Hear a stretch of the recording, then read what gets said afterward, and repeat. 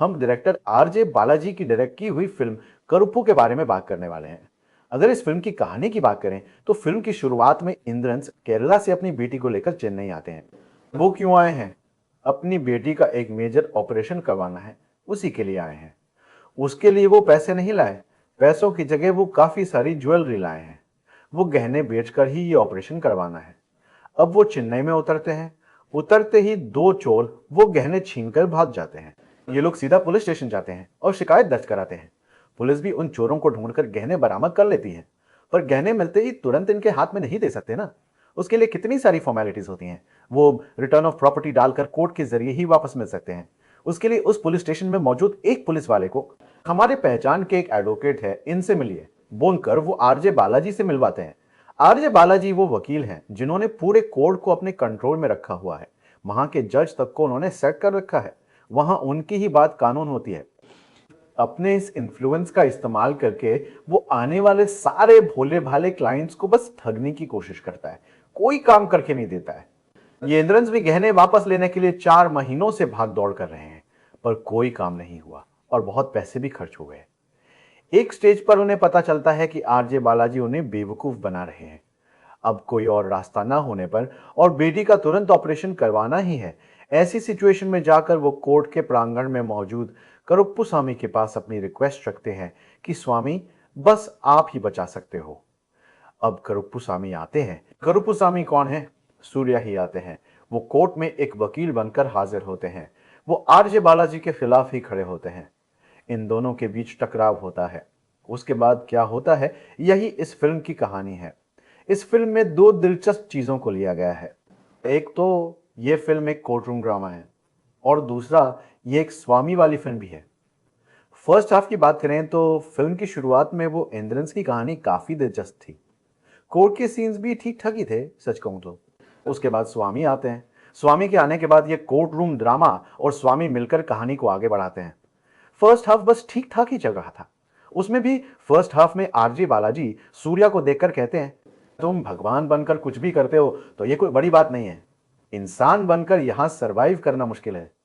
ये सब कहना एक अच्छी बात थी।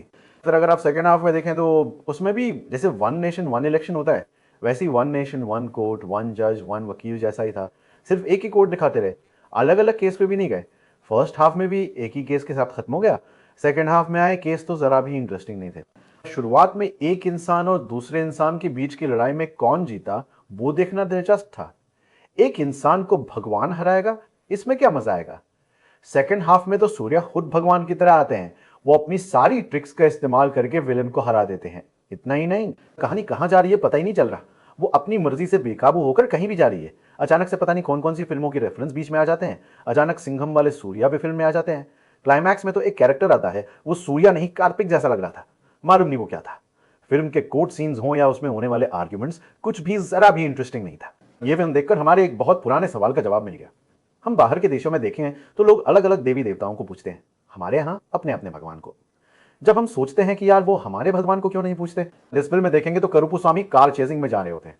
जाते जाते वो कहते हैं कि इससे आगे मत जाना, मेरी पावर काम नहीं करेगी, वो दूसरा जुरिस्डिक्शन है।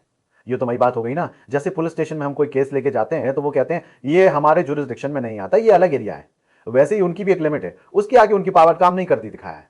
उसके आगे कोई और इन लासामी होंगे। ये एक अच्छी मजेदार एक्सप्लेनेशन थी। उसी तरह हमारे यहाँ जुडिशियल सिस्टम कितना करप्ट हो गया है, भगवान भी आ जाए तो इसे बचा नहीं सकते। इस सच्चाई को सामने लाना एक अच्छी बात थी। इस फिल्म की कहानी एक हद तक ठीक ठाक सी कहानी ही है, पर इसके लिए इन्होंने जो स्क्रीन प्ले बनाया है वो भी सेकंड हाफ में तो एकदम बेकार का स्क्रीन प्ले बना दिया है। कहानी कहां जा रही है पता ही नहीं चल रहा, इधर उधर खींचकर किसी तरह बस खत्म कर दिया है। ऐसा लगता नहीं कि इन्होंने कहानी या स्क्रीन प्ले पर भरोसा करके ये फिल्म बनाई है। ऐसा लगता है कि इसमें एक हॉट चीज थी, उस पर भरोसा करके ये फिल्म बनाई है। अगर आप पूछेंगे कि वो हॉट चीज क्या है, तो इस दुनिया में सबसे बड़ा झूठ है भगवान, ऐसा लोग कहते हैं। क्योंकि अगर हम कोई झूठ बोलें तो कहते हैं ना कि झूठ ज्यादा दिन नहीं टिकता, 8 दिन में कोई भी झूठ पता चल जाता है कि ये झूठ है। पर भगवान एक झूठ है, ये बात आज भी दुनिया की ज्यादातर लोगों ने अभी तक नहीं पता लगाई है। इसलिए आज भी ये एक अच्छा हॉट मार्केट वाला बिजनेस बना हुआ है। जो लोग भगवान पर भरोसा करके बैठे हैं कि वो हमें बचाएंगे, उन्हें बस बैठे ही रहना पड़ेगा। पर अगर आप देखें तो जिन्होंने ये प्लान बनाया कि भगवान का इस्तेमाल करके कैसे पैसा कमाया जाए, वो पूरी दुनिया में बहुत बड़े करोड़पति मिलेंगे, क्योंकि इसका इतना बड़ा मार्केट है। उसी तरह हमारे इंडिया में भी अगर आप देखें तो हम सब क्या सोचते रहते हैं? हम सोचते हैं कि भगवान आकर बचाएंगे। पर इंडिया में ही भगवान को बचाने के लिए एक पार्टी बना ली है और उस पार्टी के जरिए पूरे देश पर कब्जा कर लिया है। ये देख लीजिए, ऐसे भगवान को लेकर ये फिल्म बनाई है। अब देखना, इसके जो प्रमोशन आएंगे, उस गांव में 50 औरतें स्वामी जैसे नाच रही हैं, इस गांव में 100 औरतें स्वामी जैसे नाच रही हैं, और वो इंस्टाग्राम पर भी, फेसबुक और सारे सोशल मीडिया पर फैलाकर ये इस फिल्म को किसी भी तरह से हिट करके रहेंगे। हमारी बात करें तो इस फिल्म का फर्स्ट हाफ ओके था, सेकेंड हाफ बहुत बुरा था। जो लोग ये मानते हैं कि भगवान है, उनके लिए ये फिल्म ओके हो सकती है। जो लोग ये मानते हैं कि भगवान नहीं है, उनके लिए तो ये बकवास ही है।